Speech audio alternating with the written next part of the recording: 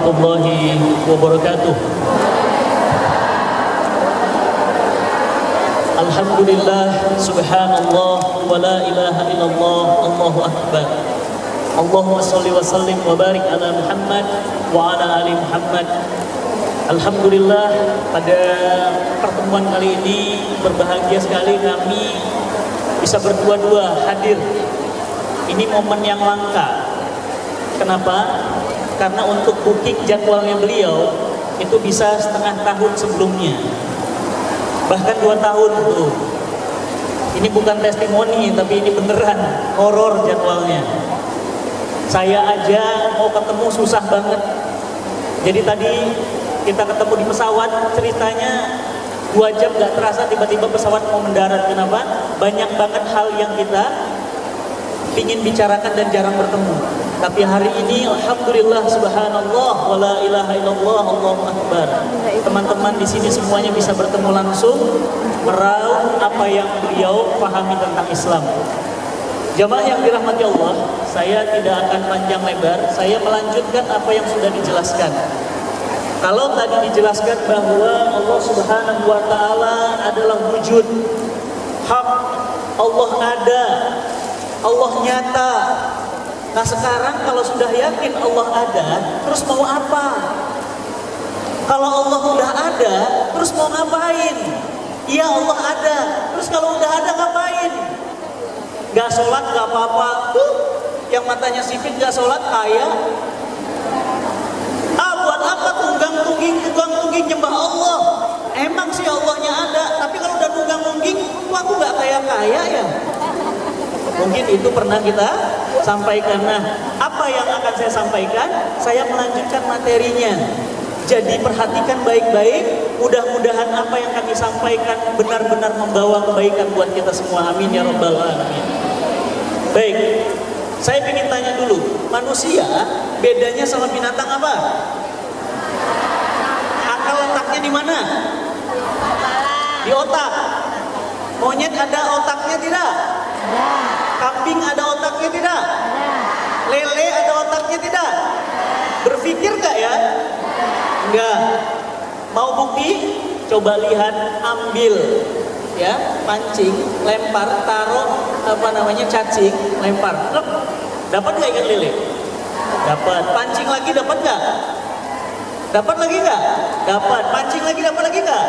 Dapat. Kenapa?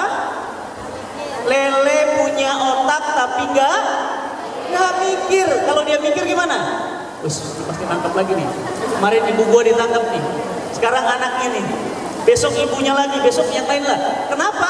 Manusia tidak berpikir. Maaf, lele tidak berpikir. Beda sama manusia. Manusia punya otak. Gara-gara otak itulah manusia bisa mulia. Tapi gara-gara otak juga, gara-gara akal juga, manusia hina. Siapa yang tinggal di Bogor? Acung. Gak ada orang Bogor. Dari sekian banyak ada Bogor. 1, 2. Wah, orang Bogor dikit banget ya. Kemarin Bogor gempa. Gempa apa? Gempa berita. Kenapa? 3.200 laki-laki di Bogor gay. Bogor gak seberapa. Lebih parah lagi Depok. Depok 5.700 laki-lakinya gay. Jamaah yang dirahmati Allah, pernah lihat anjing? Pernah? Anjing jantan pernah lihat? Pernah? Ada anjing jantan ketemu anjing jantan ngapain? Anjing jantan ketemu anjing jantan ngapain? Berantem. Untuk apa berantem? Untuk menentukan siapa yang paling anjing di antara kita. Betul nggak? Betul nggak? Anjing sama anjing ketemu. Lu anjing, iya. Gua juga anjing. Yuk kita berantem. Siapa yang paling anjing? Laki-laki ketemu sama laki-laki, harusnya gimana? Berantem. Tapi dia ngapain? Naksir. Insya Allah. Apa kata Allah? Ulaika kal an'am. Mereka bagaikan binatang ternak, bahkan lebih hina daripada binatang ternak. Semua Allah karuniakan kepada manusia, terutama akalnya. Kemarin saya ditelepon oleh seseorang, saya lagi nyetir. Begitu lagi nyetir, saya buka SMS, kemudian saya bilang, Saya sambil nyetir, saya bilang gini, Assalamualaikum mas, mohon maaf, saya lagi nyetir, nanti telepon saya 30 menit lagi, saya tahu ini perkara penting, tapi saya sedang nyetir, mohon maaf, kirim. Begitu dikirim, handphonenya terima pesan, tentu terima pesan, pesannya yang saya sampaikan, mas mohon maaf, dan seterusnya.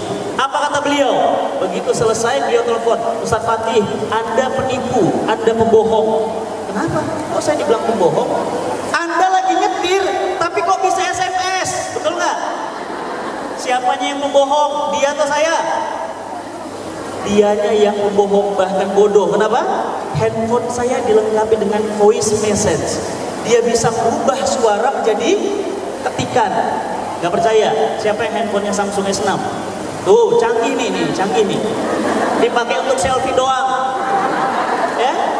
Ini bisa diciptakan oleh siapa ini? Akal. Saya cuma ngomong ini. Assalamualaikum mas, saya sedang nyetir. Mohon maaf, nanti telepon saya lagi. Dia ketik sendiri kayak ada jinnya. Terus saya bilang, kirim langsung. Ini ciptaan manusia. Ciptaan manusia itulah yang namanya akal, yang kemudian gara-gara akal itu ciptaan Allah, manusia jadi sombong. Mentang-mentang bisa membuat menara, twin tower, terus dia bilang apa? Hebat, tidak ada menara lagi yang lebih tinggi dari kami. Mentang-mentang bisa buat kapal namanya Titanic, apa katanya? Tidak ada yang bisa menumbangkan Titanic, walaupun Tuhan sekalipun. Apa yang terjadi? Cuma kena batunya salju, robek lambungnya, kemudian apa? Karam. Manusia punya akal, bisa mulia, tapi gara-gara akal manusia hina. Yang kedua, jangan fokus sama makanannya. Manusia punya unsur yang kedua, namanya apa? Nafsu. Namanya apa? Nafsu. Nafsu itu banyak, tapi simpelnya saya nggak usah jelasin ribet, karena untuk namatkan pembelajaran ini, itu kitabnya segini, namanya kitab Saksiyah Islamiyah. Saya baru ngabisin bab Saksiyah Islamiyah saja, itu hampir 2 tahun. Saya nggak mungkin saya jelaskan dalam waktu singkat. Intinya apa? Dalam diri manusia ada yang namanya akal untuk berpikir, untuk membedakan baik, buruk, benar, salah, inovasi, berubah, dan yang lainnya. Tapi ada yang namanya makan, minum, tidur, BAB, BAK. Binatang punya nggak yang kayak gini? Punya. Beda kita dengan binatang apa? Cuma akal doang. Itulah kenapa manusia sombong. Tahun 97, saya ingat model handphone zaman dulu, namanya Nokia pisang. Ingat nggak? Siapa yang seangkatan sama saya pasti tahu. Handphonenya segede gini. Kalau malam jadi handphone, kalau pagi jadi barbel. Tapi karena kecerdasan akal manusia, dia berubah jadi tipis. Bahkan keluar lagi nanti lebih tipis lagi. Bahkan apa? Bahkan semuanya terintegrated dalam satu handphone. Hebat, luar biasa. Akal manusia. Ini gedung, ya. Kalau mau diakalin lagi bisa nih, bangunannya lebih canggih lagi. Bahkan nanti ke depan, ini sudah nggak musim lagi pengajian kayak gini. Kenapa? Semuanya pakai apa? Sudah pakai internet. Nanti saya pengajian dari mobil. Assalamualaikum warahmatullahi wabarakatuh. Mohon maaf, saya nggak bisa hadir karena macet Jakarta 2 jam. Jadi saya ngobrolnya dari mobil. Bisa? Bisa. Kenapa? Akal manusia. Yang kedua, manusia punya yang namanya rasa, perasaan, makan, minum. Nah, akal dan nafsu, dua-duanya harus dibina. Itulah kenapa generasi-generasi kita sekarang nggak belajar Islam secara benar. Tadi Ustaz Felix udah cerita, Ustaz waktu masuk Islam itu kira-kira ada cahaya putih atau mimpi ketemu malaikat atau gimana? Tahu nggak diskusinya dari jam berapa? Tadi beliau info, kita diskusinya dari jam 7 malam sampai jam 5 pagi. Mbak, coba nanti di rumah diskusi, mulai jam 7 malam, selesai jam 5 pagi. Rasakan sensasinya. Mata kereyep-kereyep, mulut udah kering, udah melunyok, ya, nggak makan, nggak minum, nggak ke toilet, ngeladenin orang kayak gini coba. Sekarang mah udah ganteng, Dulu pertama ketemu saya, Masya Allah, ya badan kayak triplek, rambut segini, pakai sendal jepit. Coba bayangin waktu itu, saya lagi terkenalnya dulu.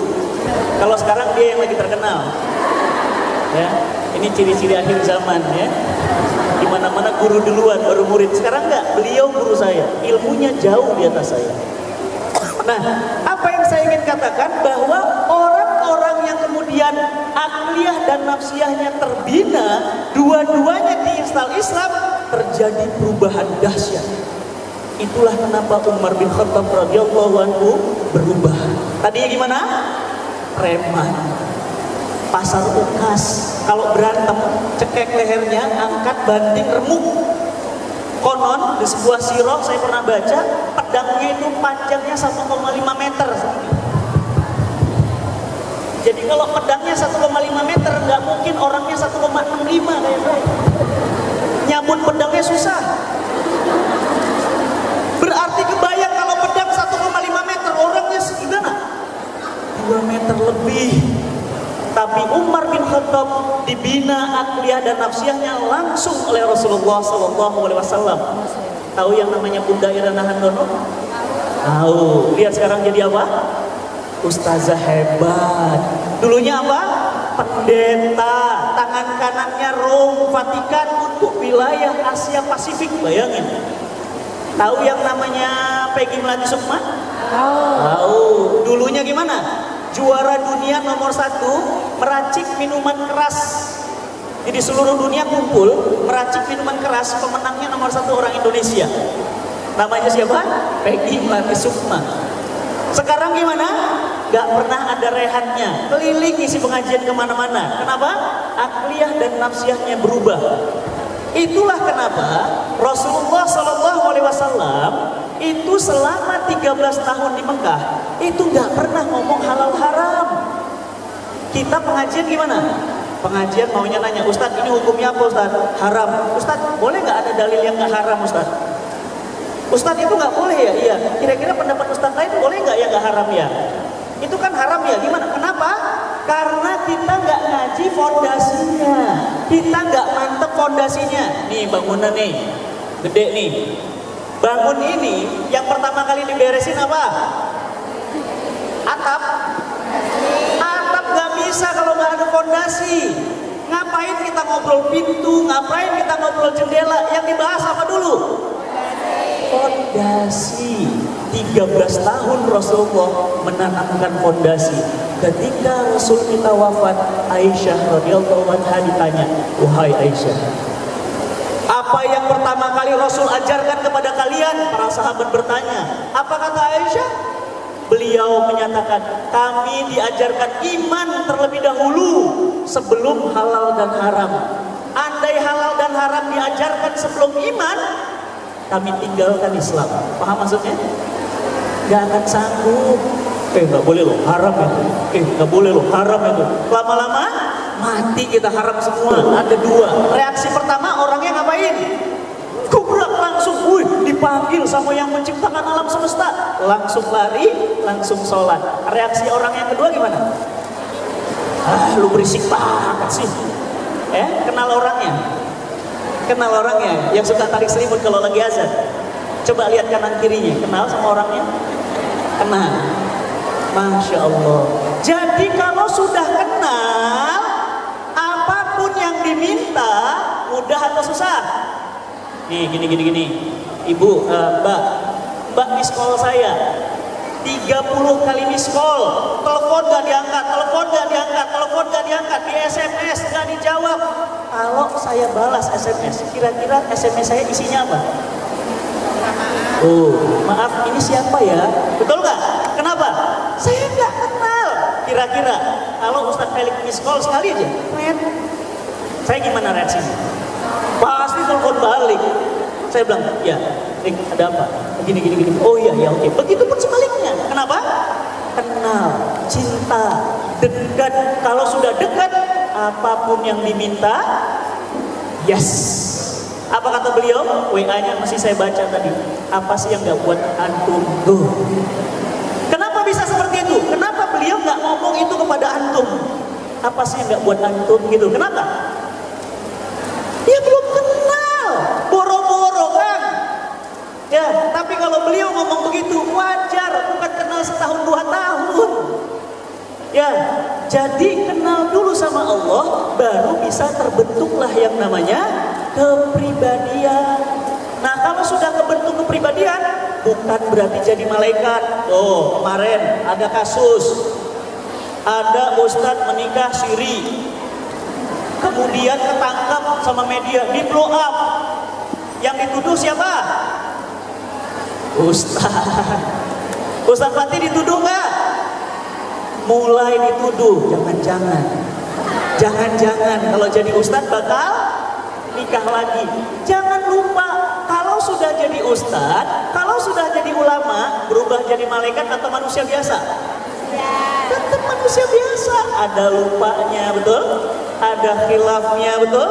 Iya, dia manusia biasa. Maka yang pertama, mau bagaimana agar pola pikir kita islami? Yang pertama, banyak-banyaklah meningkatkan akliyah, cara belajar nih hari ini nih. Ya, saya minta sama teman-teman di sini ikut pengajian intensif. Gak bisa pengajian sebulan sekali, 2 minggu sekali. Kita harus pengajian setiap hari. Kenapa? Kita bodoh dengan Islam. Saya tanya di sini. Di sini pasti masih banyak yang belum bisa baca Quran, betul nggak? Betul, ngaku. Mau saya coba nih. Pada ketakutan, mau saya coba nih. Tahu? 5 dari 10 jamaah haji Indonesia nggak bisa baca Quran. Tahu Indonesia 58% penduduknya tidak bisa baca Quran. Saya tanya kemarin, ibu mau pahala umroh? Iya Ustaz, mau Ustaz, tapi saya nggak punya duit untuk umroh. Gampang Bu, sholat sunnah syuruk. Syuruk? Apa itu syuruk Ustaz? Syuruk itu nyusruk, maksudnya gitu. Syuruk itu apa Ustaz? Masya Allah, saya tanya ibu, sudah berapa tahun jadi muslimah? Ya saya sekarang 50 tahun. Ya 50 tahun jadi muslimah, nggak pernah sholat sunnah syuruk. Baru denger Ustaz, coba bayangkan orang Islam asing sama Islam. Saya tanya lagi di sini, banyak nggak yang nggak tahu sholat atau mandi junub? Tuh nanti ditanyain loh, beda mandi junub dengan mandi biasa apa? Ayo.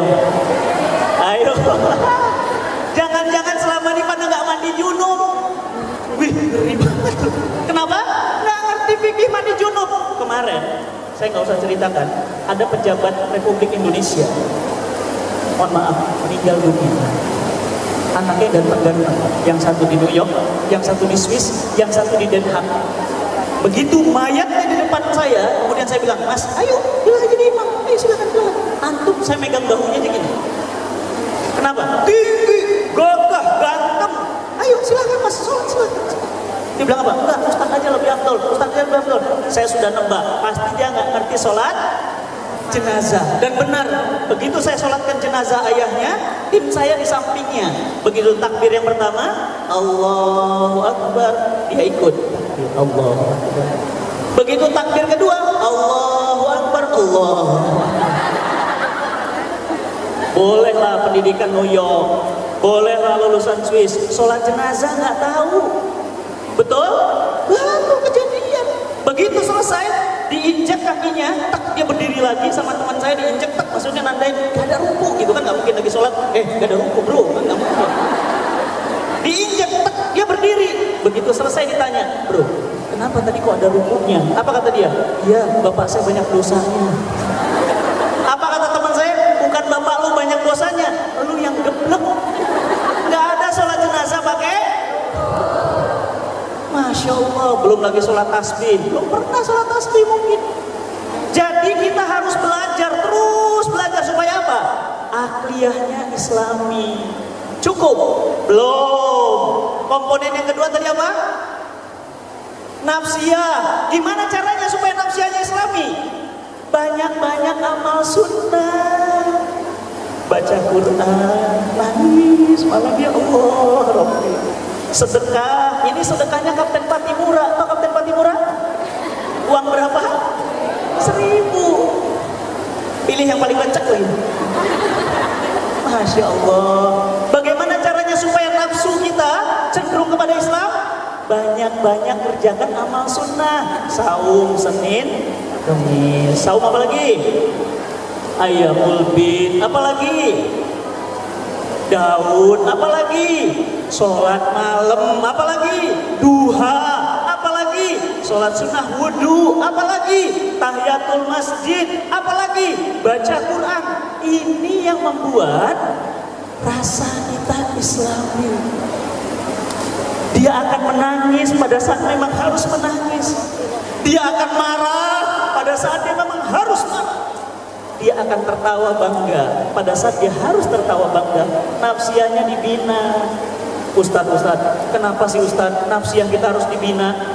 Siapa di sini yang gak punya ujian hidup? Ngacung. Siapa yang gak punya ujian hidup? Hebat gak punya ujian hidup. Ada orang yang diuji, suami baik, istri baik, anak gak punya, betul? Duitnya ada, anak gak ada. Jamaah saya kemarin curhat, Ustaz, saya 25 tahun pernikahan. Istri saya baik, Ustaz. Rumah kami mewah, Ustaz dia sendiri. Mobilnya 9. Dan itu 3 mobil sport. Tapi apa dia bilang? Ustaz, kami gak punya anak. Ujiannya apa? Anak gak ada. Ada lagi kemarin ketemu di Bogor, di kampung sawah. Duit gak punya, mobil gak punya, rumah juga mau roboh. Tapi anaknya 13. Ustadz kok anaknya 1? Jadi Ustadz Felix tadi 4 ya. Nah, saya baru 1 anaknya. Ya, jadi memang beliau ini overdosis. Ya, pernah nonton Asterix sama Obelix? Kenapa Obelix itu, kenapa Asterix itu nggak minum lagi jamu dari gurunya? Kenapa? Karena masih kecil dia dibayar, dicembungin. Jadi beliau ini sudah lebih overdosis. Beliau anaknya sudah 4, saya baru 1. Beliau sudah ngarang hampir 10 buku, saya 1 aja nggak kelar-kelar. Ya, nah jadi kalau begitu cobaan itu macam-macam. Ada yang suaminya baik banget, ada yang istrinya SMS-an, saya udah bobo belum? Ini malah istrinya yang selingkuh. Ada suami istri baik, ekonominya baik, menantu mertua berantem aja. Ada tuh yang ketawanya paling kuat kejadian berarti. Iya, suami istri baik, menantu mertua cakar-cakaran gak pernah akur. Ada lagi ujian apa? Punya duit, rumah mewah, mobil banyak. Ditanya, Pak udah berangkat umroh belum? Astagfirullah, belum Ustaz. Ini soalnya saya deadline, project saya banyak. Jadi Bapak belum pernah umroh sama sekali? Belum Ustaz. Kenapa? Jangankan umroh, masjid di depan rumahnya dia nggak pernah datang ke masjid itu. Ya? Nah, jadi harus nafsianya kuat. Kalau nafsianya kuat, di sini semua punya masalah, termasuk saya. Cuma masalahnya saya nggak cerita sama jamaah, saya ceritanya di sholat malam. Ya Allah, tolong, ya Allah, tolong. Ya? Nih, kalau kita nafsianya kuat, kita kokoh. Ini cengeng banget, Ustaz aku diceri sama suamiku, Ustaz. Kalau orang yang kuat imannya, begitu suaminya zolim kepada dia, begitu suaminya mau jatuhkan talak, apa kata orang yang nafsianya kuat? Dia bilang, Mas mau talak saya? Iya, sekarang aja Mas. Kenapa? Karena aku yakin setelah kamu aku udah dipilihkan Allah yang lebih baik daripada kamu, betul? Iya, itu orang yang nafsianya kuat. Saya mau cerita sedikit, boleh? Kalau yang sudah pernah nonton di YouTube, saya pernah kisah tentang saya gagal menikah. Oh iya, berarti beberapa nonton. Tahu saya gagal nikah? Bayangin, gedung udah di DP, catering udah dibayar, undangan sudah mau disebar. Calon saya itu Ustaz kali kenal. Jangan bilang. Begitu malam saya ke rumahnya, bapaknya Muslim, ibunya Nasrani. Alhamdulillah nggak ada masalah sih itu ya, karena jumhur ulama berpendapat boleh kalau laki-lakinya Muslim. Tapi fatalnya Anaknya nangis malam itu. Kenapa? Dia nggak cerita. Padahal pernikahan udah tinggal seminggu lagi, Mas. Dia bilang apa? Mas, aku belum cerita. Apa cerita? Ayo cepat, seminggu lagi nih. Udah ngebet nih. Bayangin nahan berapa tahun.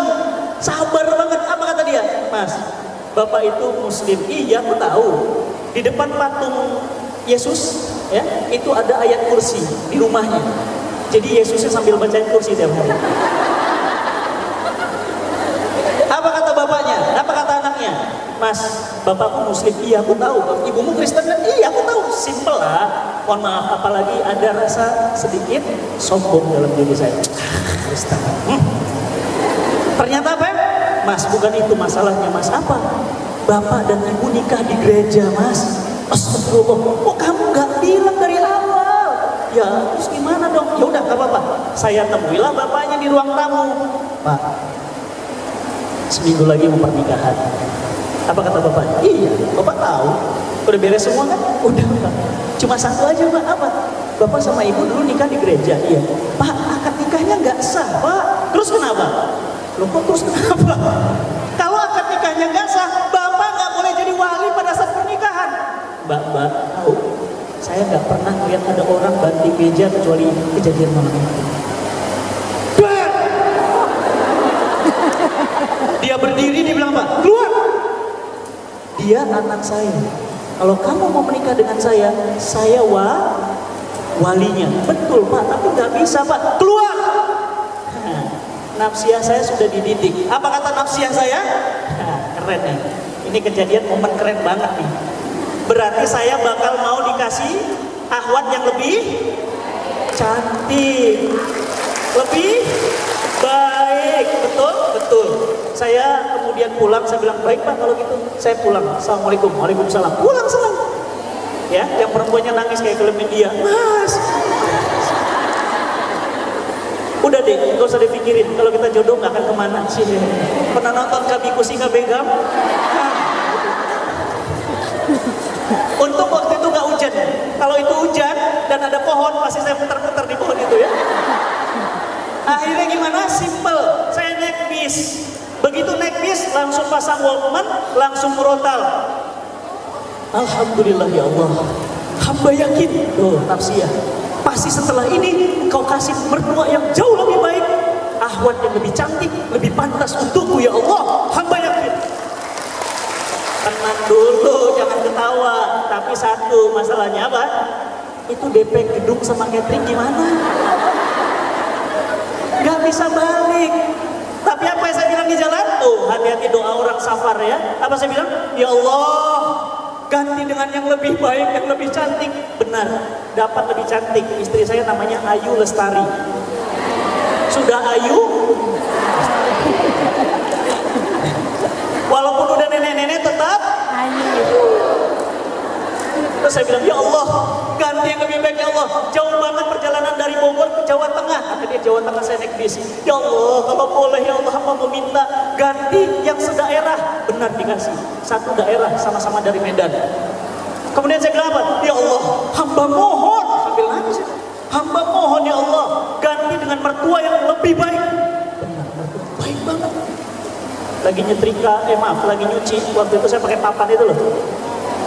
Papan apa namanya? Hah? Papan gilesan. Belum punya mesin cuci. Kecek. Mertua datang ke rumah, lihat. Udah, kasihan banget nih mantu, ganteng-ganteng soleh gitu. Ya Allah, baju bayi semuanya saya apa katanya? Ya keluar, pulang-pulang gimana? Dibeliin mesin cuci. Nggak punya kulkas. Jadi kalau supaya hemat beli sayurnya ditaruh di mana? Betul, berarti kejadian pernah. Ditaruh di kamar mandi, jadi kangkung, bayam, tomat itu ditaruh di pinggir bak mandi. Jadi mertua saya kalau mandi, seret ada kangkungnya sama bayam. Apa kata mertua saya? Masya Allah, ini anak baik. Tapi ternyata ekonominya sulit karena kami bukan mulai dari nol tapi minus. Apa yang terjadi? Pulang-pulang dibeliin mesin cuci.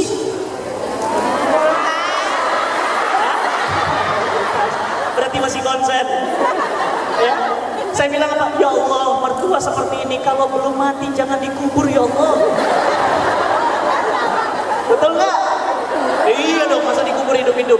Sampai sekarang mertua saya, Masya Allah, nanti kalau main, kalau mau lihat siapa mertua saya dan bagaimana kondisinya, kunjungin Instagram saya biar followernya nambah ya.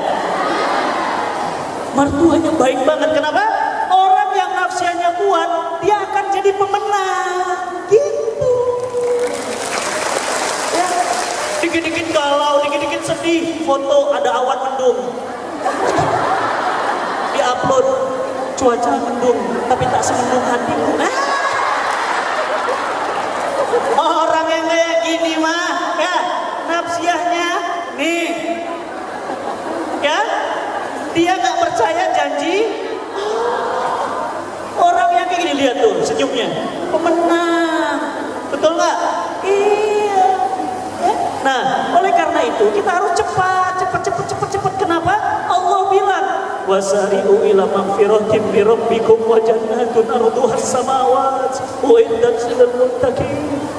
Cepat, segera. Kenapa? Karena Allah minta kita menjawab panggilan seperti kita cepat respon.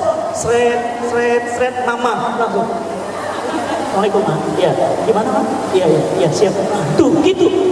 Ya, nih, bagaimana bersegeranya? Kita lihat kenapa harus bersegera. Gak boleh lambat-lambat karena Allah Subhanahu wa taala berfirman, orang-orang mukmin yang beruntung iza du'u ilallah wa qalu sami'na wa ata'na, kami dengar, kami patuh ya Allah, bukan sami'na wa fikirna. Iya sih Allah, jilbab itu wajib sih, tapi sorry ya, rambut saya bagus banget soalnya. Siapa yang kenal Yulia Rahman? Kenal Yulia Rahman? Kenal, nanti kapan-kapan kita undang ke sini. Yulia Rahman itu gadis Sunslick. Tahu gadis Sunslick? Pemenang tertinggi rekor itu gadis Sunslick, Yulia Rahman. Kebayang rambutnya bagus banget. Dia sekarang gimana? Satu lembar rambut pun gak nampak. Lah kita ini Sunslick bukan, Pantene bukan. Ya, Jojoba juga enggak. Nutup aurat susah banget sih. Samina wa fikirna. Nih, Allah berfirman, wa makana lil mu'minin wala mu'minatin idza qadallahu wa rasuluhu amran ay yakuna lahumul khiyara min amrihim wa may ya'sillahi wa rasul faqad dhalalan ba'ida. Gak boleh, gak patut, gak pantas orang mukmin laki-laki, mukmin perempuan, kalau Allah sudah netapin, dia malah pilih-pilih lagi. Gak boleh, gak pantas, jangan. Kenapa? Karena barang siapa yang durhaka kepada Allah dan Rasulnya, dia sesat. Ini ngeri nih, ayat ngeri. Nih, lihat lagi. Tuh, apa kata Allah? Fala wa rabbuka la yu'minuna hatta yuhakimuka fima sajara bainahum summa la yajidu fi anfusihim harajan mimma qadaita wa yusallimu taslima. Kalau Allah sudah tetapkan, gak boleh pilih-pilih lagi. Bahkan apa kata Allah? Mereka gak ada rasa berat dalam hati mereka, bahkan mereka ridho dengan sepenuhnya. Pakai jilbab bangga, pakai jenggot bangga. Saya karena nggak punya aja, ya sama kayak Ustaz Felix nggak punya. Ada juga cuma 5 lembar. Ya, kalau kata Ustaz Felix saya udah pernah pakai Firdaus, tapi tubuhnya di sini. Beda sama antum tuh. Ya, kita bangga dengan keislaman kita, nggak usah malu. Nah, takutlah kepada azab api neraka. Kenapa? Api neraka dalam sebuah hadis Rasulullah SAW menyebutkan warnanya hitam. Warnanya hitam. Coba buka Quran surat An-Naba. Buka Quran surat An-Naba. Juz amma? Surah ke 78. Apa kata Allah? Allah katakan di sana, illa hamima wa ghasaqo. Minuman penduduk neraka adalah nanah-nanah yang mendidih. 6 tahun lalu saya kerja di Tebet. Ya. Kemudian pulangnya saya beli nanah di rumah sakit Tebet. Tapi saya mau cerita, janji jangan muntah di sini ya. Mau cerita? Ada yang punya aqua? Nih, aqua. Saya ke rumah sakit Tebet beli nanah. Apa kata rumah sakitnya? Mohon maaf Pak, nanahnya nggak dijual belikan karena nanah ini hasil operasi, itu buangan sisa-sisa orang di rumah sakit. Tahu warna nanah? Warnanya apa? Kuning kehijau-hijauan, ada merah-merahnya, baunya mantap. Itulah kenapa Allah katakan minuman penduduk neraka nanah-nanah yang mendidih. Gimana ceritanya? Nanahnya saya bawa ke rumah karena saya orangnya penasaran. Kenapa Allah sebut nanah ya? Emang ada apa sih dengan nanah? Nanahnya saya taruh di meja, bukan, saya taruh di atas kompor, saya hidupin. Cetek. Nanahnya mendidih dan saya baru tahu nanah kalau mendidih itu kayak aci. Tahu aci? Yang Sunda mesti tahu aci. Tahu aci? Tepung kanji. Dia gumpal, dia keras tapi kental. Baunya top. Istri saya langsung turun dari atas, tak lagi jemur baju. Ih, bau bangkai di mana ya, Bi? Bau banget, Bi. Bukan bangkai, Umi. Apa itu? Ini nanah mendidih. Ih, si Abi. Itu nanah. Iya, nanah. Kenapa, Bi? Umi, Abi penasaran kenapa Allah sebut minuman penduduk neraka illa, tidak lain hanya nanah mendidih. Akhirnya gimana? Nanahnya saya tuang, istri saya masuk kamar mandi langsung. Gak percaya? Boleh coba. Boleh, silahkan coba. Siapa tahu ada yang bilang, Ustaz Fatih ngawadul. Tahu ngawadul? Bohong, boleh dicoba. Begitu nanahnya saya taruh di gelasnya saya dekatkan, mau saya minum begini. Saya bilang, ya Allah, jangan jadikan hamba jiwa-jiwa yang meminum nanah mendidih ini sepanjang masa, ya Allah. Kala kulit kami hancur, tumbuh kulit baru, minum lagi, tumbuh lagi, minum lagi, tumbuh lagi. Akhirnya gimana? Panas, gak kuat, jatuh, pecah, nanahnya muncrat kemana-mana di lantai. Saya pel sendiri, 2 minggu lebih, saya trauma gak berani minum jus alpukat. Tahu kenapa jus alpukat? Mirip sama nanah. Sampai sekarang, kalau dikasih jus alpukat langsung nanah. Ya, jadi kita harus takut kepada azabnya Allah. Lihat. Bagaimana teladan Rasul dan sahabat dalam bercepat-cepat diri. Nih, satu. Ini lagi sholat nih. Ini ceritanya. Satu saat, aku sholat asar di belakang Rasulullah SAW. Kemudian beliau membaca salam dan cepat-cepat. Jadi gini lah, lebih kurang ceritanya gini, gak usah dibaca. Jadi gini. Assalamualaikum warahmatullahi wabarakatuh. Assalamualaikum warahmatullahi wabarakatuh. Langsung pluk, pluk. Langsung masuk kamar istrinya. Para sahabat berdiri, ada apa? Ada apa? Ada apa? Keluar dari kamar Rasul. Kemudian Rasul bilang apa? Ya Rasulullah, ada apa gerangan? Kau begitu salam langsung lompat, begitu cepat. Ada apa? Apa kata Rasul kita? Aku tadi lagi sholat teringat ada segumpal emas, segenggam emas yang belum aku keluarkan sedekahnya. Masya Allah. Rasul dijamin masuk surga, punya duit, gak lambat-lambat, paham? Ada duit lah, kita gimana? Masukin di dalam box, betul? Boxnya dikunci, kuncinya masuk lemari, lemarinya di kamar, kamarnya dikunci, kuncinya hilang. Insya Allah Ustaz, kita komitmen sih, kita akan bantu. Tapi sebentar Ustaz, kunci saya soalnya hilang nih. Saya mau transfer gimana caranya? Uangnya di dalam semua. Ya, nih, ini Rasul. Nih, lihat lagi nih. Ini cuma gambar ya, cuma gambar aja. Ada seorang laki-laki bertanya kepada Rasul pada saat perang Uhud. Cuma simpel gini doang nanya, ini lagi perang nih. Cuma nanya gini, ya Rasulullah. Dia sambil megang kurma gini. Ya Rasulullah, kalau aku terbunuh di perang itu, aku tempatnya di mana ya Rasulullah? Apa kata Rasul kita Muhammad SAW? Tempatnya di surga bersama. Apa yang terjadi baru dengar gitu doang? Ini kurma dilempar, orangnya ikut ke medan perang, langsung hidup atau mati? Langsung jadi syuhada. Kalau kita gimana? Ya Rasulullah, aku kalau mati di situ gimana ya Rasulullah? Tempatmu di surga bersamaku. Apa kata kita? Cius Rasul. Ini apa? Beda generasinya, Masya Allah, cepat banget. Cuma nanya gitu Pak, kalau aku mati di sini di mana Pak? Surga. Bener. langsung plek, langsung. Gak ada lambat-lambat. Nih lihat lagi nih. Ya, kenal yang namanya Hanzalah? Hanzalah itu seorang pemuda yang sangat menjaga kehormatannya, gak pernah pacaran, suci. Begitu nikah, malamnya hubungan suami istri. Begitu pagi dengar derapan pasukan jihad, brek brek brek brek brek, berangkat jihad. Begitu Hanzalah bangun, terdengar apa yang terjadi? Langsung pakai baju, beres-beres, langsung berangkat. Apa yang terjadi? Syuhada. Mayatnya dipopong oleh Rasulullah SAW. Kemudian Rasul mengatakan, bagaimana keadaan Hanzalah sebelumnya? Istrinya lari-lari, cuk. Ya Rasulullah, ya Rasulullah, suamiku itu belum mandi junub ya Rasulullah. Coba bayangin, mandi junub aja nggak sempat. Kenapa? Begitu dengar jihad lah, langsung. Kalau kita gimana? Andai jadi kita. Oh jihad ya sebentar, sarapan dulu. Terus gimana? Mie nasi goreng masih ada. Ya buat dulu, oke. Terus gimana lagi?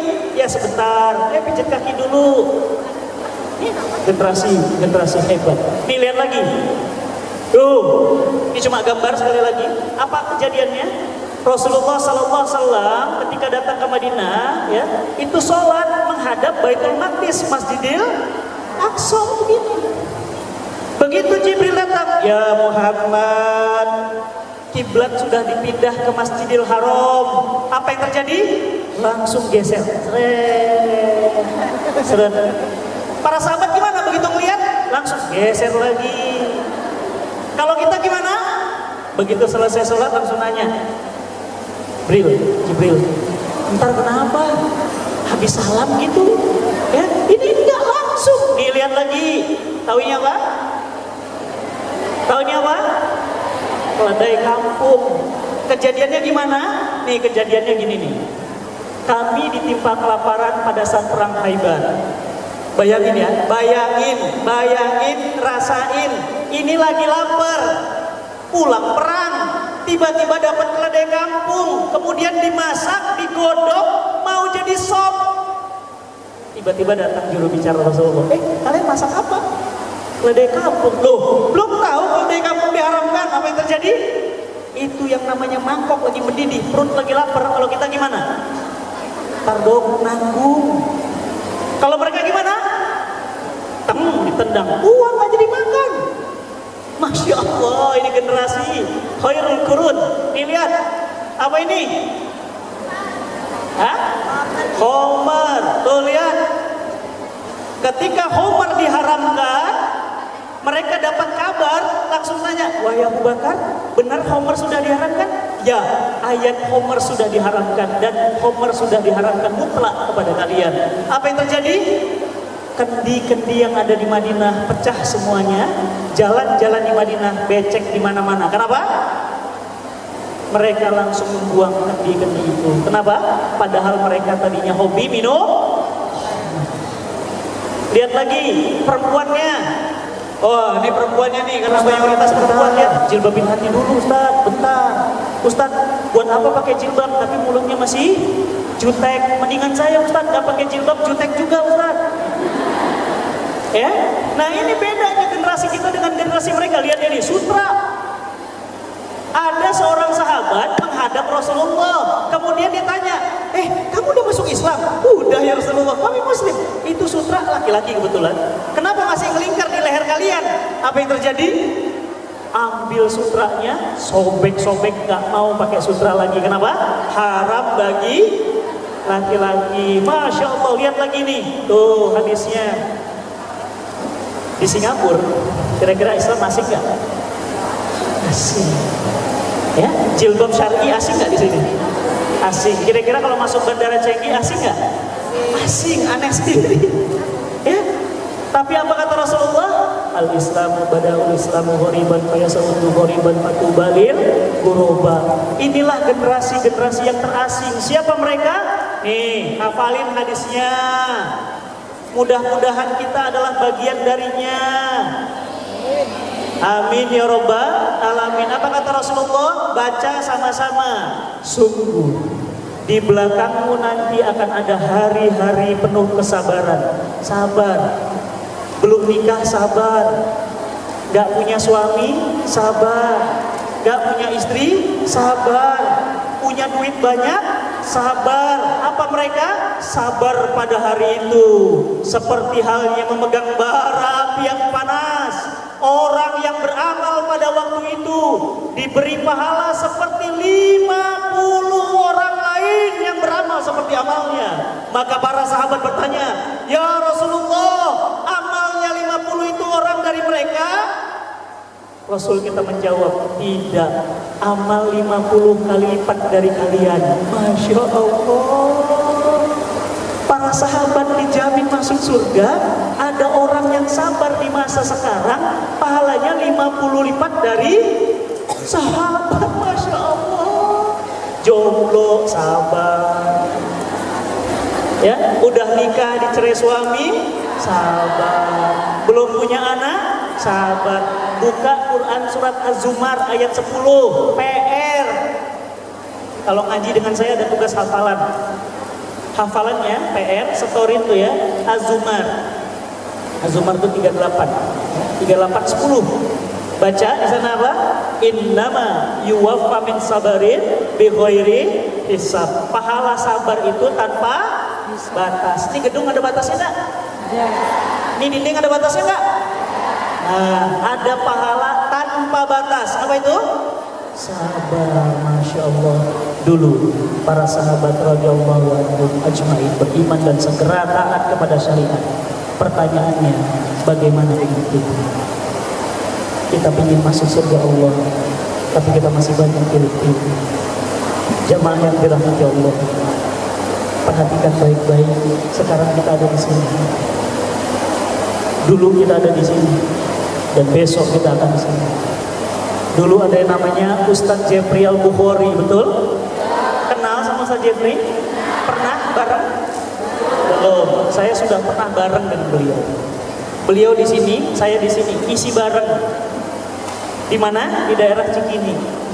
Begitu selesai ngisi bareng, itu terjadi 2 tahun sebelum beliau wafat. Beliau bilang apa? Ustaz Fatih, ini PowerPoint-nya bagus-bagus banget. Beliau langsung, boleh nggak kopi? Boleh, boleh Ustaz. Saya kopi ya? Boleh, boleh Ustaz. Saya kopi. Semua. Beliau peluk saya. Yang ini, iya, yang ini. Saya masih ingat wangi parfumnya. Apa kata beliau? Ustaz, tapi kalau di kopi semua kayaknya nggak keburu ya, karena saya ngisi pengajian lagi. Antum antar ke rumah ya? Ya, insya Allah Ustaz, sekalian saya main ke rumah. Apa kata beliau? Bener loh Ustaz, diantar loh. Kalau nggak nanti saya nuntut di sana. Apa yang terjadi? Beliau pulang, kemudian saya bilang, Ustaz, nanti saya main ke rumah ya. Stop, set. Kayak beliau kan gitu. Akhirnya gimana? 2 minggu setelah itu beliau pindah alam di sini. Dulu ada yang namanya Zainuddin MZ, betul? Sekarang di mana? Dulu ada yang namanya Olga, ketawa, meniwi, pecicil sana, pecicil sini. Di mana sekarang? Kenal yang namanya Krise? Enak nggak lagunya? Enak. Kala mulut dikunci, tangan dan kaki bicara, gitu ya. Sekarang di mana tempatnya? Sini. Dulu ada yang namanya Fatih Karim dan Felix Yao.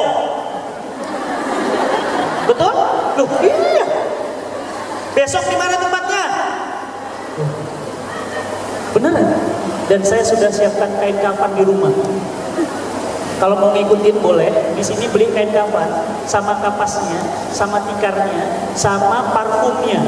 Taruh di lemari baju, bahkan malam-malam tertentu, maaf, buka bajunya semua, tanggalkan semua, gulung sendiri. Tapi matikan lampu, kunci pintunya, terus kapasnya taruh di sini, terus ikat sendiri, terus bayangkan, tutup mata, bayangkan di kuping kita ada yang begini. Yasin wal Qur'anil Hakim. Wih, itu namanya mata. Kenapa? Inilah kita besok akan kembali. Saya dan Ustaz Felix, jangan-jangan ini terakhir kali kami isi pengajian. Nggak ada yang tahu. Makanya saya selalu ingat sama beliau. Saya bilang, Dik, kalaupun nanti kita wafat, mudah-mudahan makam kita bisa bersama ini. Kenapa? Karena diaminin lagi. Karena besok kita pasti akan mati. Dan saya baru melunasi tanah wakaf. Siapa yang meninggalnya di daerah Bogor, ada tanah wakaf kecil, saya sudah siapin. Siapa yang mau duluan? Hati-hati loh, ditunjuk Ustadz ijabah Allah. Siap Bu? Kemarin pengajiannya Ustadz Badrul Salam, pas lagi ngisi pengajian ada yang wafat langsung di tempat. Ya, jadi pada saat saya diundang, saya bilang apa? Jangan-jangan ini pengajian saya yang terakhir, jangan-jangan saya udah di sini, saya nggak tahu. Ya, besok rame mungkin di sosial media, Inna lillahi wa inna ilaihi rojiun. Beliau mungkin akan nge-tweet, telah meninggal dunia sahabat saya Ustadz Fatih Karim. Semoga Allah merahmati dan seterusnya.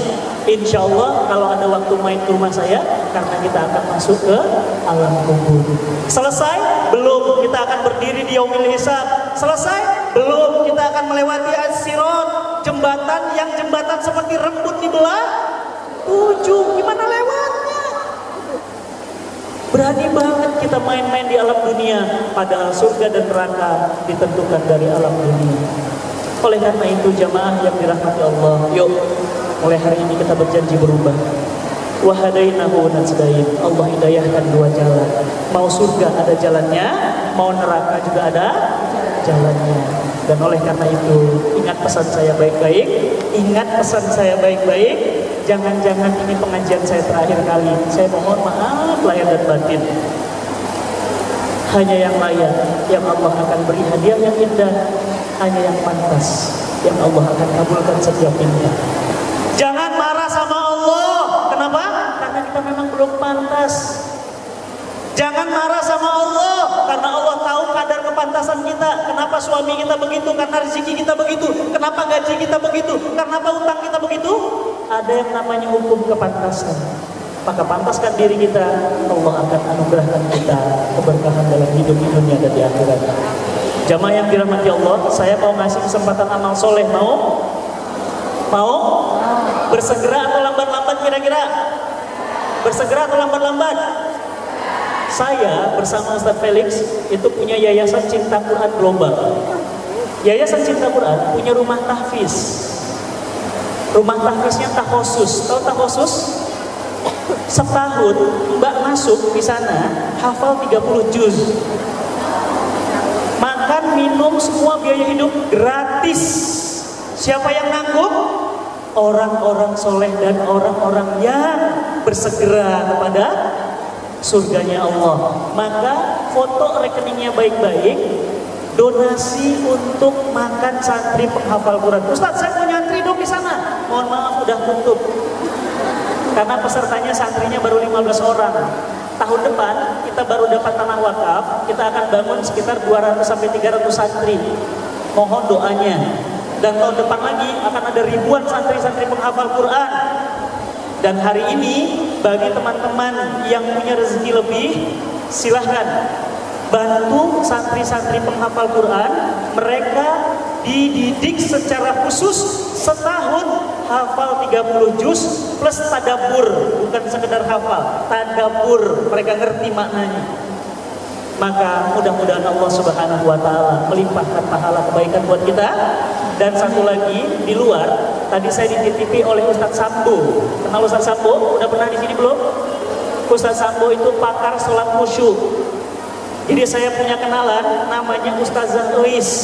Ustazah Eis matanya nggak ada, bola matanya sudah tidak ada, bola matanya sudah Allah cabut kadarnya. Tapi Ustazah Eis ini dia hafal 30 juz. Dia nggak punya mata, baca Qurannya cuma pakai Quran Braille. Zalikal kitabul la raiba fihi hudal lil muttaqin. Matanya nggak ada.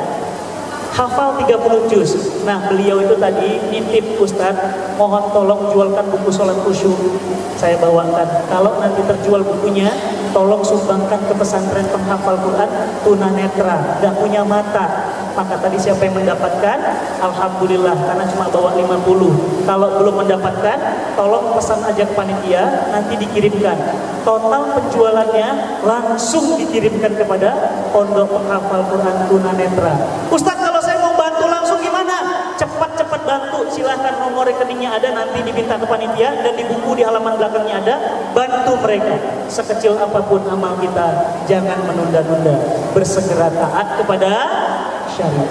Wallahu a'lam bishawab. Terima kasih atas perhatiannya. Mohon maaf atas segala kekurangannya. Assalamualaikum warahmatullahi wabarakatuh. Waalaikumsalam. Yang melarang kita berhijab, mohon penjelasannya. Dulu. Baik, terima kasih. Bismillahirrahmanirrahim. Assalamualaikum warahmatullahi wabarakatuh.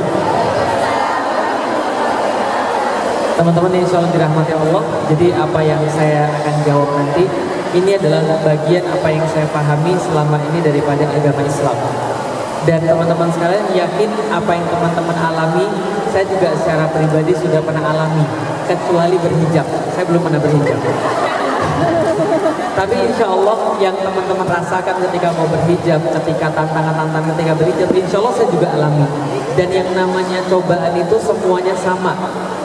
Tidak ada orang yang dalam hidup ini tidak dapat cobaan. Kadang-kadang kita merasa cobaan orang lain lebih berat daripada kita. Enggak, semua cobaan itu sama beratnya. Karena Allah pasti memberikan sesuai dengan kadar kita. Jadi gini ceritanya. Semua selesai teman-teman sekalian. Semua masalah selesai kalau kita paham tujuan daripada hidup kita. Dan kalau saya sudah bahas tentang akidah, berarti harusnya teman-teman sudah dapat tujuan daripada hidup. Contoh, tujuan kerja dapat apa? Gaji. Berarti kalau seandainya kerja sudah sebulan capek-capek, kerja bagus, nggak digaji, mau atau enggak? Pertanyaan sederhana, tujuan hidup apa? Tujuan hidup apa? Mencari ridho Allah. Itu jawaban dari anak TK sampai dengan kita. Jawabannya mencari ridho Allah. Tapi nggak semua memahami mencari ridho Allah itu maksudnya apa. Contoh, saya dulu kan kafir. Ketika saya non muslim, ketika saya kafir, saya nggak punya tujuan hidup. Tapi ketika saya sudah masuk Islam, yang saya bisa pastikan Allah pasti ada. Dan saya sudah jelasin tadi. Karena saya mikir, saya dapat Allah pasti ada. Dan ketika saya mikir, saya membuktikan Al-Quran pasti benar. Berarti apapun yang dikatakan di dalam Al-Quran semuanya pasti benar. Kalau ada yang salah, silahkan mendatangkan yang semacamnya. Kalau ada yang bilang Al-Quran salah, tapi kan gak ada yang bisa. Berarti Al-Quran pasti benar. Maka coba lihat di dalam Al-Quran, Allah katakan sesungguhnya meminta tolong pada Allah itu dengan sabar dan sholat. Wasta'inu bis-sabri was-sholat. Meminta tolonglah pada Allah dengan sabar dan sholat. Dan teman-teman sekalian, di dalam Al-Quran, sabar, sholat ini pekerjaan yang paling berat. Allah lanjutkan, wa innaha lakabiratun. Sesungguhnya sabar dan sholat itu pekerjaan yang paling berat. Illa alal khasyiin, kecuali bagi orang-orang yang khusyuk. Siapa itu orang-orang yang khusyuk? Alladzina yadhunnuna annahum mulaqu rabbihim wa annahu ilaihi raji'un. Siapa yang khusyuk? Yang yakin betul dia akan bertemu dengan Allah dan kepada Allah dia akan dikembalikan. Betul atau betul?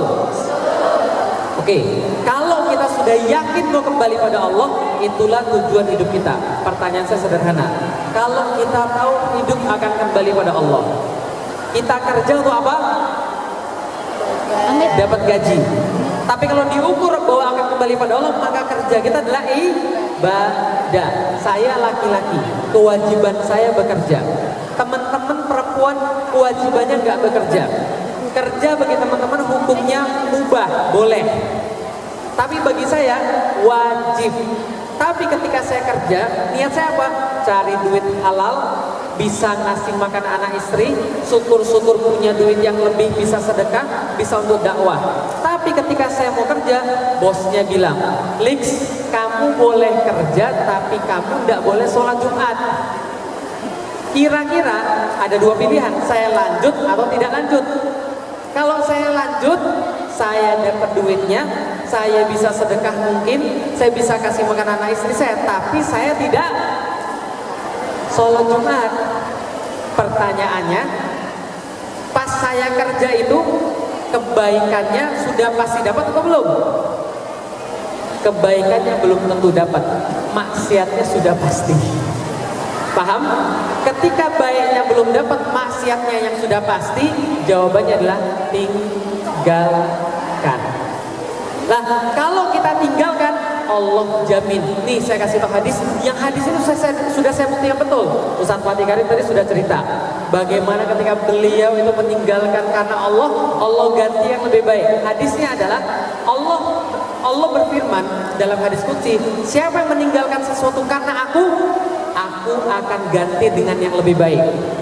Tapi syaratnya ditinggalin dulu. Kita ini kadang-kadang ngarep yang baik, tapi yang di tangan nggak mau ditinggalin.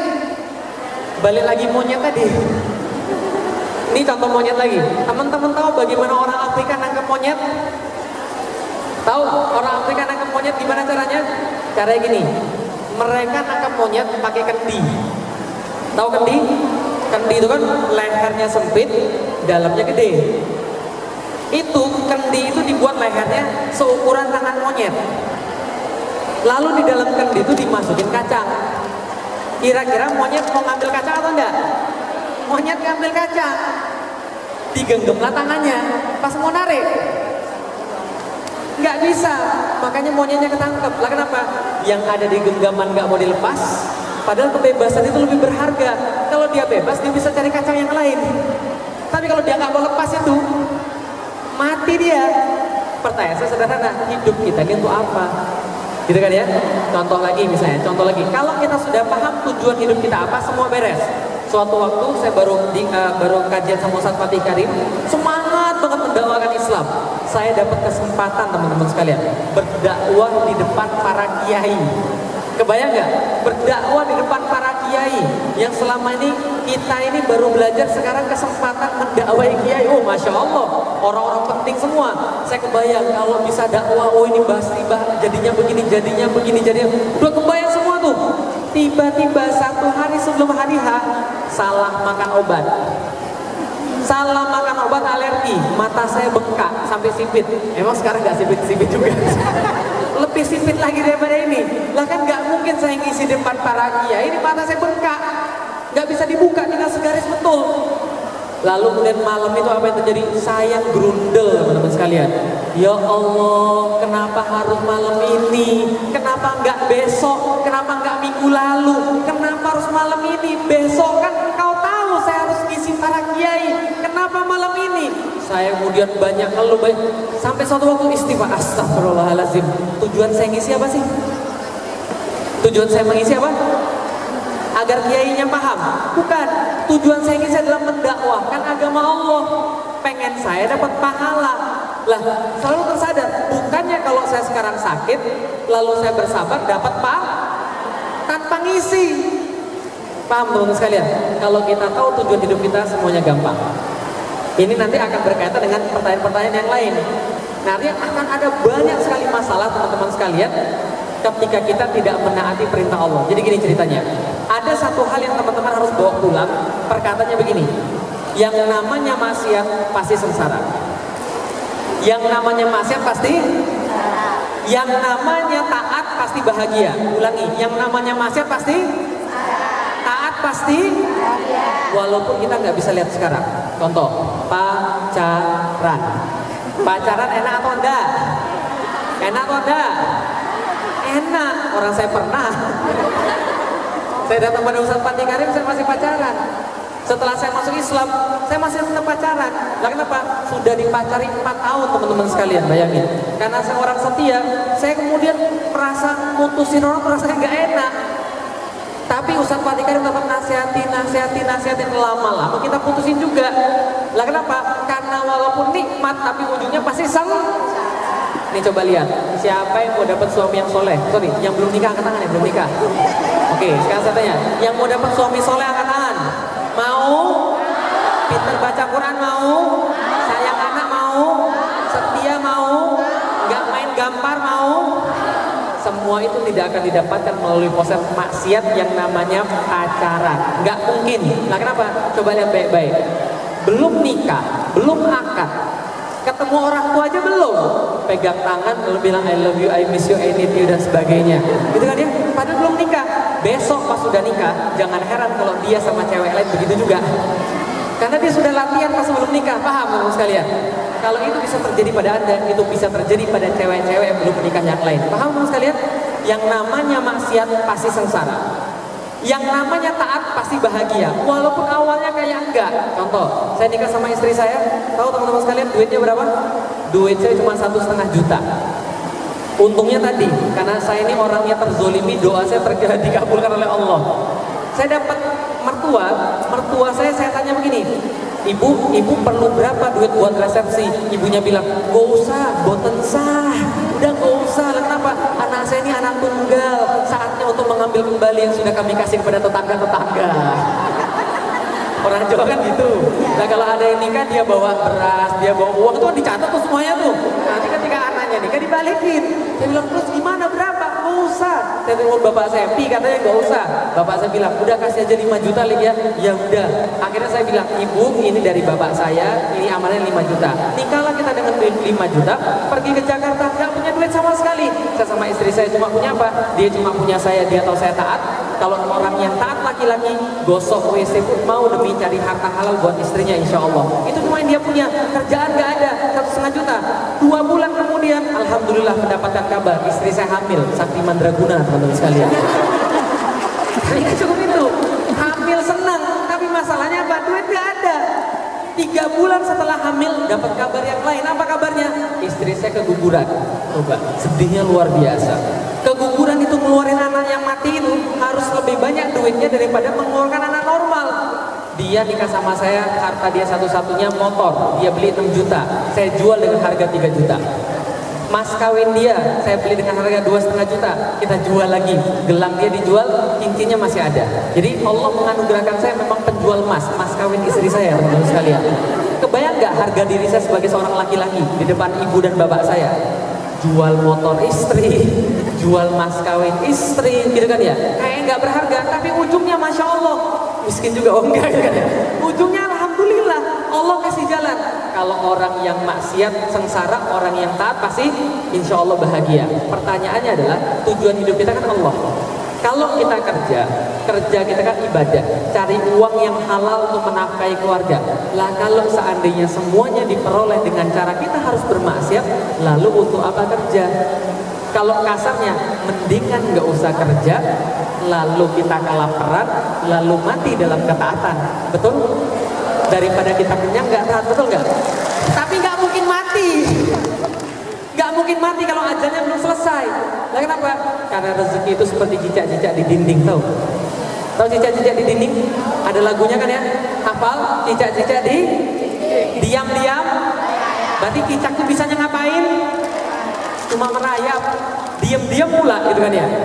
Cicak gak punya akal, cicak gak punya otak, dia cuma punya tangan sama kaki, diam-diam merayap. Tapi lagu selanjutnya, cicak-cicak di dinding, diam-diam merayap. Lagu selanjutnya, nyamuknya yang datang. Kalau cicak mau protes, dia protes sama Allah, ya Allah saya protes ya Allah, ini sungguh dunia tidak adil, salah desain ya Allah. Lah kenapa? Ini salah desain, saya merayap di dinding, makanan saya terbang semua. Logikanya di mana ya Allah? Betul? Logikanya di mana? Orang nyamuknya terbang, lalatnya terbang, dia merayap di dinding. Salah bro. Tapi nyamuknya yang datang, bukan dia yang nyari nyamuk. Yang dia lakukan hanyalah perintah Allah, merayap. Nanti Allah kasih rezekinya. Tenang, kalau Anda taat sama Allah, Allah gak mungkin biarin Anda lapar. Kalau Anda sudah taat dan Allah masih biarkan Anda lapar, berarti Anda sudah dirindukan oleh Allah. Paham maksudnya? Sudah saatnya mati. Bahkan mati kan ketemu Allah. Siapa mau masuk surga? Yakin? Yakin. Syarat pertama, mati dulu. Siap mati? Siap mati? Mau masuk surga harus siap mati. Maka tujuan hidup itu harus tahu dulu. Kalau tujuan hidup kita tahu, apapun kita korbankan. Bisa dipahami teman sekalian. Apapun yang Allah minta kita korbankan, asal kita sudah tahu tadi. Nah, itu jawabannya. Iya, saat begini, menyambung dari yang tadi saja. Ya. Jadi kan Mbak di sini bekerja. Betul. Buat perempuan itu hukum bekerja kan menjadi Mubah. suatu hal yang mubah ya, dibolehkan. Nah, ketika mereka sudah mulai bekerja, tapi ketika mereka bekerja mereka punya majikan yang non muslim. Ya. mereka tahu bahwa mereka juga tidak tahu uang yang didapatkan oleh majikannya itu halal atau haram. Ya. Jadi apa yang mereka dapatkan itu halal atau haram. Oke, baik. Jadi gini ceritanya. Sebelum kita membahas tentang permasalahan inti ya. Jadi permasalahannya adalah kalau kita bekerja, apakah yang kita dapat halal atau haram? Contoh, saya lulus dari kuliah, saya pernah kerja, bos saya non muslim. Ya, bos saya non muslim. Pertanyaan, pendapatan saya halal atau tidak? Gampangnya begini, kerja itu tergantung akad. Kalau akadnya halal, maka hasil daripada pekerjaannya halal. Walaupun misalnya majikannya mungkin kita tahu dia ya bisa jadi dia main judi misalnya, atau dia bermaksiat. Tapi kalau kerjaan kita halal, kerjaanmu gini, nggak ada yang haram pada pekerjaannya, hasilnya insya Allah halal. Rasul berdagang sama orang muslim nggak? Yahudi didagangin nggak? Nggak ada masalah dalam urusan muamalah. Tapi permasalahan itu bukan masalah sebenarnya, tapi masalah di sini. Masalahnya adalah perempuan dan laki-laki itu punya peran masing-masing. Betul? Laki-laki punya peran, perempuan punya peran. Dan teman-teman sekalian, bagi yang sudah menikah, apalagi yang sudah menikah katakan. Nah, itu di dalam Al-Quran ada satu ayat yang mengatakan bahwa tempatkanlah istri-istrimu di tempat kalian bertempat tinggal. Itu bagi laki-laki. Berarti istri itu harus digabungkan sama suaminya. Karena kalau tidak digabungkan, suaminya pasti stres. Paham? Suaminya pasti, kalau nggak dia stres, dia pasti bermaksiat. Maka masalah dimulai dari situ. Maka solusinya, pulanglah wahai ibu-ibu. Itu solusi. Lah kenapa saya kata solusi? Karena masalahnya dimulai ketika dia jauh. Bisa dipahami teman-teman sekalian? Ada yang mengatakan hukum safar gimana? Ya hukum safar ada perbedaan pendapat. Tapi yang nggak ada perbedaan pendapat adalah rumah tangga itu harus bareng-bareng. Kenapa saya bawa Ummu Alila ketika saya pergi? Karena saya sudah tahu pergi tanpa istri itu stres. Saya pernah disuruh dakwah ke Amerika 1,5 bulan. Lalu kemudian saya bilang oke, pas sampai di sana, masya Allah, stres teman-teman sekalian. Cuma 1,5 bulan. Ditanya sama panitia, Ustadz pernah ke Amerika? Belum. Oh, kalau gitu Ustadz mau dianterin kemana? Saya nggak mau pergi kemana-mana. Tapi di sini bagus loh Ustadz, ada air terjun terbesar di dunia, ada ini terbesar di dunia, ada ini terbagus. Saya nggak mau pergi kemana-mana. Lah kenapa? Tiap kali saya lihat yang bagus-bagus, saya malah tambah sedih. Lah kenapa? Anda istri saya ada di sini, gitu kan ya? Paham nggak teman sekalian? Masalahnya dimulai dari situ. Komunikasi susah, marahan aja lewat telepon tuh susah, paham nggak teman sekalian? Padahal saya sama istri saya aja yang tinggal serumah itu aja marahan kadang-kadang.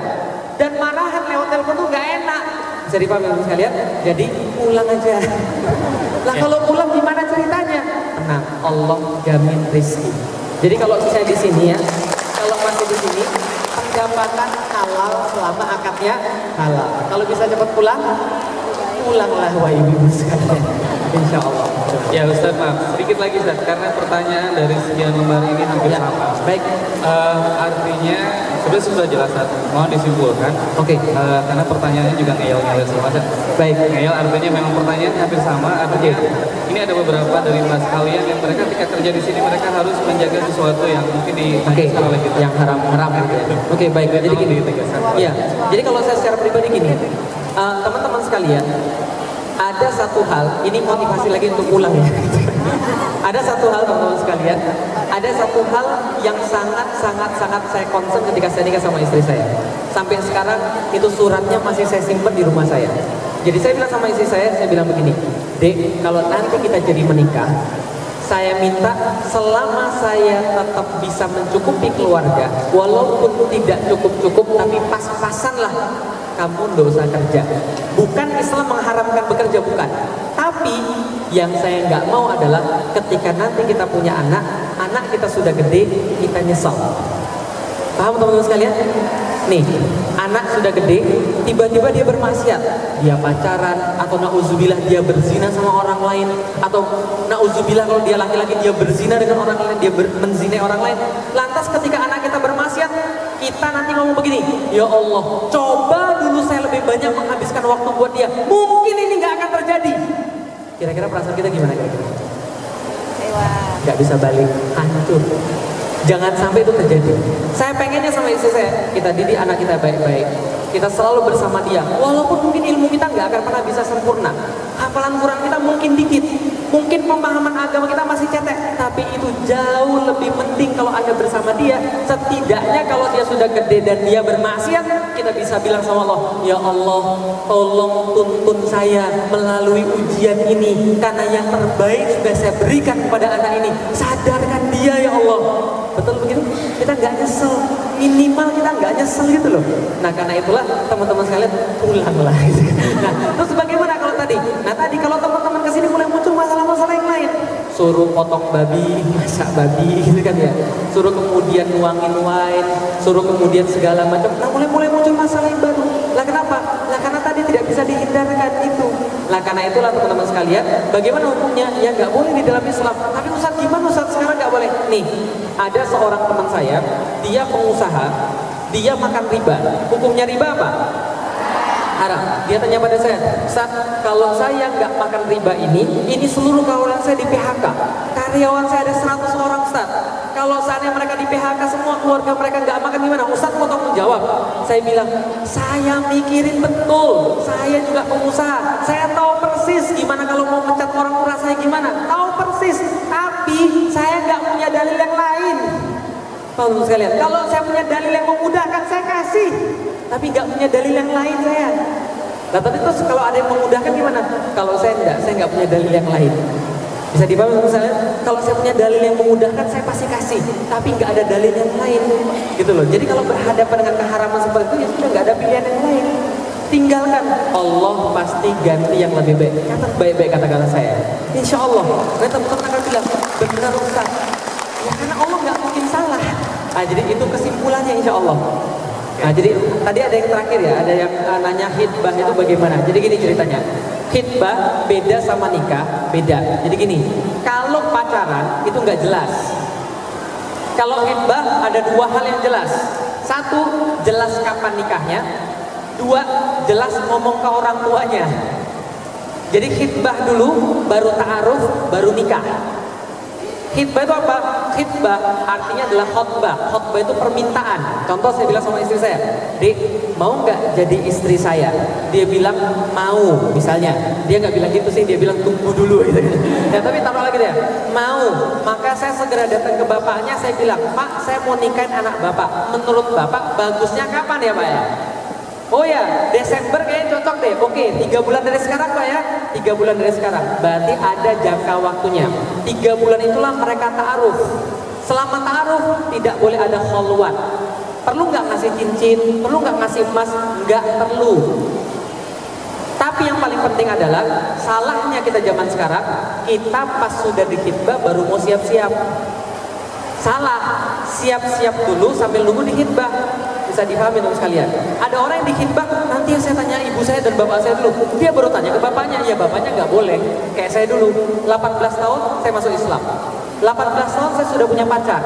Saya nggak mau mutusin pacar saya. Saya bilang sama bapak saya, Pi, Felix mau nikah. Bapak saya ngamuk. Lah kenapa? Kamu nih ganjen banget 18 tahun mau nikah. Emang kamu sudah bisa apa? Saya baru sadar, oh iya saya belum mempersiapkan diri. Lalu saya persiapkan diri, 4 tahun saya persiapkan diri. 2 tahun saya baru bisa nikah. Gimana cara mempersiapkan diri? Coba tanya sama bapaknya. Pak, kira-kira Pak, Bapak ngelihat saya bisa apa baru Bapak ridho saya nikah? Tanya sama bapaknya. Karena bapaknya menilai. Maka apa yang saya lakukan? Yang saya lakukan adalah yang bapak saya bisa, saya harus bisa.